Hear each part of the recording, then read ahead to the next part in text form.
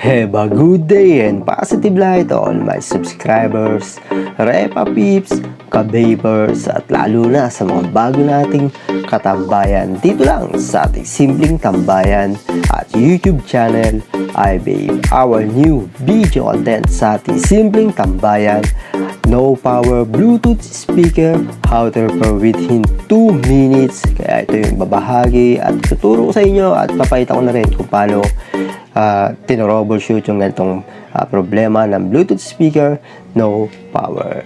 Sa lahat ng hindi pa nakaka-support at nakasubscribe sa ating YouTube channel, please keep supporting, subscribe, like, and share ng ating YouTube channel, iVape. At follow din po ninyo yung aking Facebook page, ivape_tech31.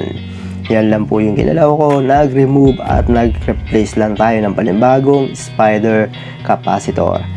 Yan lang yung parts na ginalaw ko dahil ito yung parts na umiinit once na i-charge siya or kaya lalagyan ng battery yung Bluetooth speaker motherboard.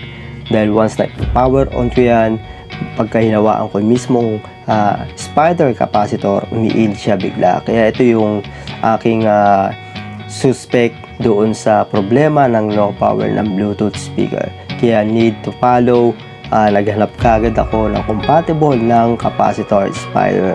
Di bali 5 pins po yan. Within 2 minutes na troubleshoot natin kagad at nabigyan natin ng solusyon yung problema ng Bluetooth speaker, no power. Kaya sa lahat ng hindi pa nakasupport at nakasubscribe sa ating YouTube channel, please keep supporting, subscribe, like, and share ng ating YouTube channel, iVape. At pakiusap lang po, don't skip the ads sa lahat ng mga video tutorial natin at marami pa tayong mga ibibigay at maibabahaging mga healthy tips, healthy guides at simple basic technique. At maraming salamat muli sa lahat ng mga subscribers natin. Kita-kits sa ating susunod na mga video tutorial, iVape.